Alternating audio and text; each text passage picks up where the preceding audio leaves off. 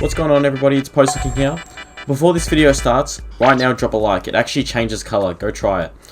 And subscribe. We are actually almost at 30k and I appreciate all the support. We've been growing like crazy this 2k. About 2,000 subs since this 2k came out, so I really appreciate that, guys.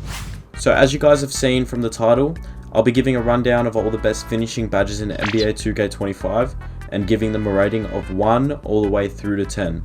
I hope you guys can find this helpful when making your builds. So for the people that are new and looking to make new builds, I am a top 3 ranked player in 1v1 and have actually played over 1,200 games this season alone. So I am actually considered a no-life, and I won't lie to you, I haven't got off the game, but I've been really enjoying it lately. But anyways, let's get into it. Here's the best badges in NBA 2K25 for post scorers. So the first badge we'll be talking about is Post Fade Phenom. Now, to be honest, it has really made me change my mind about the build, and you can clearly see some shots in the background, some contested ones. This is all in the same game, showing you that I'm making these back to back. That's contested. But now, I did originally make a standing dunk build, and I changed it because of this badge, to be honest, and the way I'm using it now because of all these fades. But I think when you're using square timing, this badge is a little bit mid, like it's about a 5 out of 10. But as soon as you switch to stick timing, it changes into a whole nother thing. You can make any contest fade or whatever you want. You actually can, as long as you time it. That's why it's ridiculous, man, and it turns this badge from a 5 out of 10 to pretty much a 10 out of 10, and probably one of the best post scoring badges, with another badge that I'll be talking about. The next badge I'll be talking about is Paint Prodigy. Now, don't worry too much about what's in the background. You'll see a few layups here and there, but the point of it is I am missing so many layups in this game, and I don't think it's something to do with the badge, because when I've put the badge on, I notice it works, but I just feel like it's not really that good of a badge because layups suck. That's it at the end of the day. But the upgrade from gold to Hall of Fame is very dramatic, and it actually really improves the badge to where it's usable. But if you're using this below Hall of Fame, Jesus. Now, the only good thing really about it is it speeds up your timing, so the layups do get faster, so it's easier to get shots off. But that's why you need this at Hall of Fame. Anything lower, and I think you're cooked. So for the official rating is 5 out of 10 for this badge, and you'll see at the end where it places among the other post scoring and finishing badges. The next badge is Rise Up. Now, this badge is very good. I feel like it's a pretty good badge, but it's not up to where some of the other badges are, like Post Fade Phenom and a couple others I'll be mentioning. But look, it activates dunks out of nowhere, like what you just saw. But sometimes I think you need it at least Hall of Fame. But normal centers, you can get by with it on gold. But I feel like you'll definitely feel the badge the more you put it up. So if it's like Hall of Fame to Legend, you'll like seriously notice that. Now, the downfall with Rise Up, and a lot of people have actually been messaging me like, how do you always get these dunks? Like, what's going on? Why doesn't my player dunk? So the reason why your player doesn't dunk, and why people message me saying, why can my player dunk on everyone but you? Now, the reason is, it's because of Paint Patroller.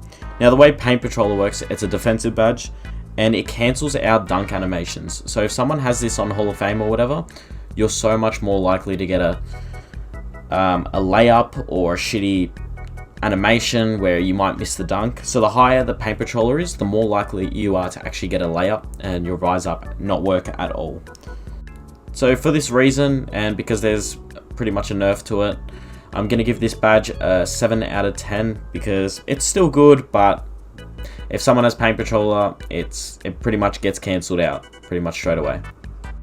So the third finishing badge, and probably the best post scoring badge in the game, is Post Up Poet. Now, you'll see in the background a couple of post spins. It's just going to give you good animations. You're going to get past your defender.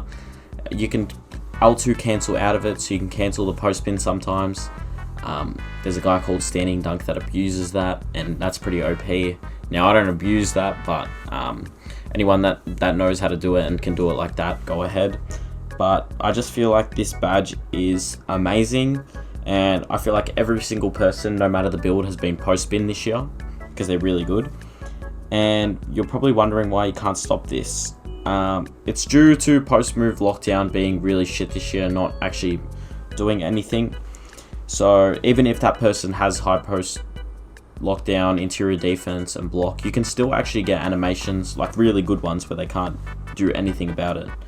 And you actually get a boost to all your shots out of post up poet. So it's not just these post spins and stuff. All the post fades you get a boost, drop steps you get a boost. So it pretty much works with everything you're doing. So that's why this badge is a 10 out of 10 for me. Post Powerhouse is the next badge, and I'd argue it's just as good as Post Up Poet. But this badge helps with your drop steps and your back downs. So two things pretty much, and it'll boost all shots out of those back downs and the drop steps. So every time you do like a big move, you'll get a boost.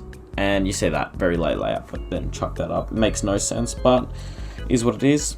However, I do actually feel like you don't need this badge that high. I feel like you can get away with it gold and not really feel that big of a difference. Like, it's a really good badge, but you don't need it for, say, on legend, or you can survive with it on gold if you're a normal center. You don't need it on legend. So for this reason, I think it's a very good badge, and I'm going to give it a 9 out of 10 because I do think Post Up Poet is just that tiny bit better. The last badge is Hook Specialist. Now when I tell you I hit a different type of sadness that first day of 2K25, when I knew that hooks weren't the same, this badge was killing me.